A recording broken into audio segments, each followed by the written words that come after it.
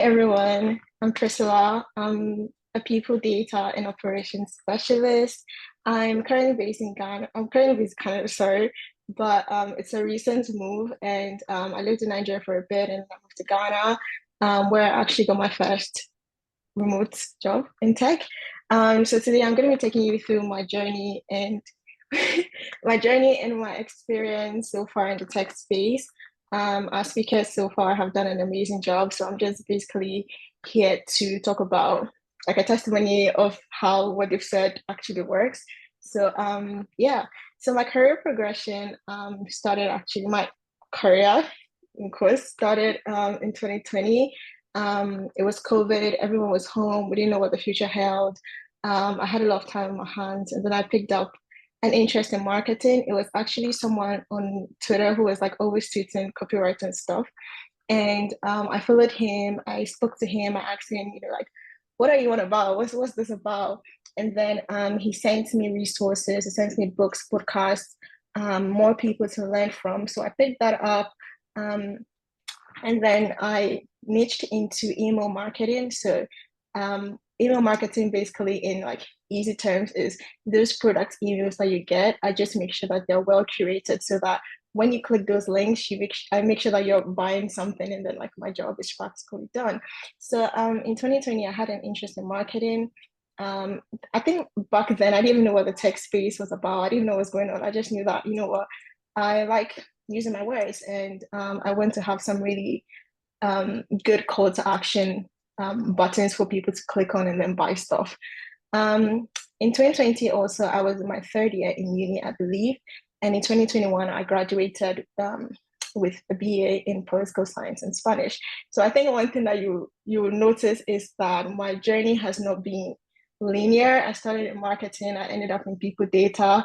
I studied political science and Spanish. So my journey at all has not been linear, but I have been able to take my experiences and my skills at every journey to get to where I am today. So 2021, I did my NSS. NSS is National Service in Ghana. And for those who may not know what NSS is, it's a 1 year work experience that you do after uni in the public or the private sector. So it's mandatory. It's similar to NYSC in Nigeria. So national service, I did not get an HR role, even though like I was like fingers crossed because I took an HR course in political science. And so I was interested in HR, but I wasn't really pursuing. I was just hoping that I would just find myself in HR, but I did not. I actually found myself in customer service, and I did my NSS for a year, and then in 2022, I I got an email marketing job, which was my first job in tech. It was with Mandy, whose founder is here, Joel. And the way that I got that job was because I created a new account to just be sharing my marketing stuff and the stuff that I was learning. So I think Andrea mentioned something about being on LinkedIn and like positioning yourself as a thought leader or something. So I just created a new account, and then I was just sharing marketing stuff. I was following a few accounts. I was following Joel, and so I was just sharing my stuff. Really, I connected with a few people, and I was just sharing as I learned on the way. So I learned something and going just tweet it. It wasn't LinkedIn, but it was Twitter, and then there were people there.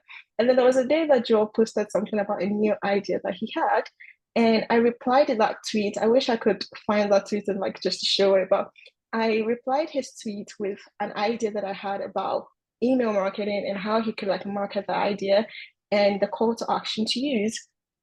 And we did a bit of back and forth on the timeline, and then we ended up talking. We took it to the DMs, and then we got on a call for like 2 hours, and then he asked me, "Do you want to join the Monday team?" And that was my first job in tech, because Monday is a professional journal for professionals to be able to log their wins and their achievements at work. So they were actually doing something with professionals. And that was my first job. It just happened on a random. I remember that day, it was on a Thursday when I made that tweet. And I was just in my mind, I was just replying, but you know, he was impressed and I got hired through Twitter. So that was a bit unconventional, but that happened. And then I did email marketing for like what 2 years or a year and a half. And then so I was doing NSS and then email marketing at the same time, like a part-time sort of thing. And I remember again, Joel came with me and he was like, "Oh, there's a virtual assistant role. Are you interested?" And I got into virtual assistant. That was my second job in tech because I was working for a company based in the UK. But then again, I was working with Joel, and then I remember it was also a Thursday. Good things happen on Thursdays, guys. But on Thursday, I remember I was home, and then I basically just asked myself the question, how do I, you know, um tailor my CV. I've done like so many different things in the past. I've volunteered, I've worked in customer service, I've done email marketing. How do I position myself for a virtual assistant role? Because that was what was advertised, right? And we did it. We found a way, and I got in. And that was that was my second remote job in tech, and that was the first one that paid. And I remember that when the day that I got the offer in the email, and they were like, daily, I was going to be paid a daily rate. And the first thing that I did was I ran to the calendar to just check because, how many days, how many days are there in a month? I was shocked. I initially mentioned some amount in Ghana, so I think I meant like 6K in Ghana cities, and then I came back with an amount in pounds, and I was just shocked. I was like, what? And that was it. And then from there, I could just officially just call myself a tech girly. I did virtual assistant for exactly 3 months, and then I moved into talent operations specialist within the same company.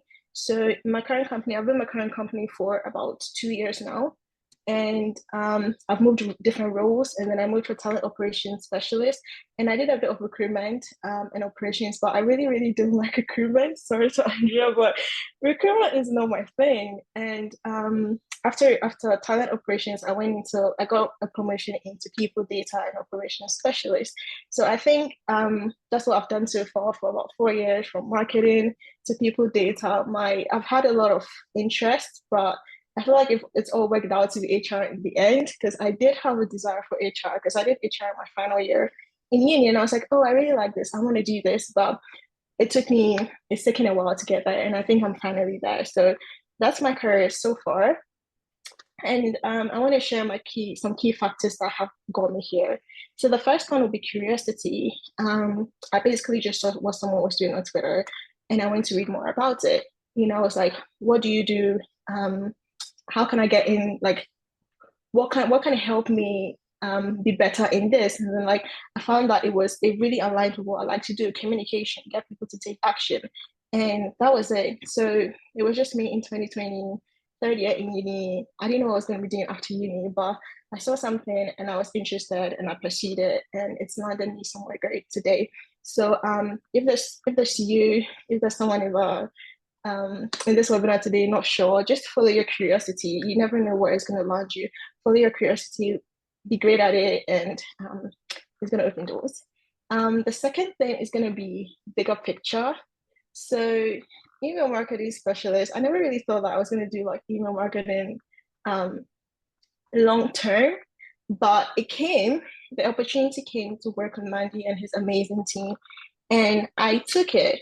And I mentioned that the virtual assistant role was my first paid role because my email specialist role was not actually paid monetary terms, but it was paid in areas of networking, of connection, of exposure, and referrals. And this is not me saying that you should, go out there and be working for free, because your time and your skills are valuable. But sometimes what you can get from an experience, even merely putting it on your CV, can open to better doors. So I just say that something like open code, I'm not really sure what that code people do, but open source, whatever. I don't think you're always paid for it, but you have experience and then you put it on your CV, and you can be hired by like a proper or another company. So it's just something like that. Sometimes you just have to do stuff that you don't see the immediate monetary payments, but it's going to lead to something, and it's all part of just building your experience. The third thing is mentorship. I don't think Joel knew that he was my mentor at that time, because we never really had, or that he is, because we never really had a conversation about, hey, do you want to be my mentor? We just started talking. I just go there and ask him a question, or I go to him and I say, oh, I have another interview lined up, or this is what happened at work, and I don't really know how to solve it. And like the connection just started there, and then I was able to learn from him. And even before I got into contact with Joel, he was always tweeting stuff, and I was bookmarking them. I was learning, and sometimes mentorship is not always direct. Sometimes you can learn from people indirectly, and you don't. I know that sometimes we want to feel closer to them. We want to have their contact and be able to text them at all times, but sometimes you also have to prioritize just getting information and just being able to work with the information that they're providing free of charge. I don't think I have a marketing um, um, mentor, but I have so many books that I read about marketing, and like I was able to go there to just find answers to my questions. So I think we need to let go of wanting to always have direct access to our mentors. Like you can learn so much from people, even by what they share around. So be on the lookout for that. And then connection, which is like a direct, it's a direct benefit of everything I had done so far in my first remote job. Um, when I joined the Mindy team, there were like different people that I hadn't even met. I don't even think I've met every single person in Mindy today, but I was able to connect. So if I know somebody from UX, I know that, oh, there's someone in Mindy who was working in UX or marketing or product, and that's how come you're able to like build a connection. Another thing I'll talk about in connection with Mindy was when I my first the virtual assistant role, someone actually referred me, and the person who referred me was also on the Mandy team that I met through Joel. So it's a long route because I met Joel, Joel connected with other people, and then like there was a role, and then you're like, oh, can you refer Priscilla? And that was just how it works. And like just be open to like meeting people, and sometimes the benefit is not immediate, but over time, it's gonna come because if someone from Mandy comes to me today, or there's a UX designer from Mandy, and I'm like, oh, I've worked with this person, and it's just so easy to just give them a referral. So connection is really important. And then the last thing is going to be continuous improvement. Just keep wanting to improve yourself, your skills. I saw a quote last week that spoke about you can't increase your earnings with the same skills. Like if your skills stay the same, you can't really increase your income. Like sure, you can job hop with things, but it's very important that you keep expanding your skills from trainings to certifications. So yeah, you need to keep building your skills to become relevant, because the same skills that I had from 2023 are not the same skills that I have today. I've built processes, I have migrated systems and stuff. So you want to keep building your stuff, you want to keep building your skills, your connection, and just to stay relevant in the tech space. And that brings me to it. So the key takeaway is it's not going to be linear. Follow your curiosity, bigger picture. Always have a bigger picture in mind of where you want to go. The roads to lead there is not always going to be smooth. You might have to do some few unpaid things here and there, but just make sure that whatever experience that you are gaining is very relevant to where you are going, and connect, connect, connect. And yeah, that's me. And happy to answer any questions that Amazing. you have. I like the fact that you ended with connect, connect, connect, because that's the whole point, right? Like we can do all of this and build all the skill sets, but if we don't have people vouching for us, it's not going to be the same. This is really great because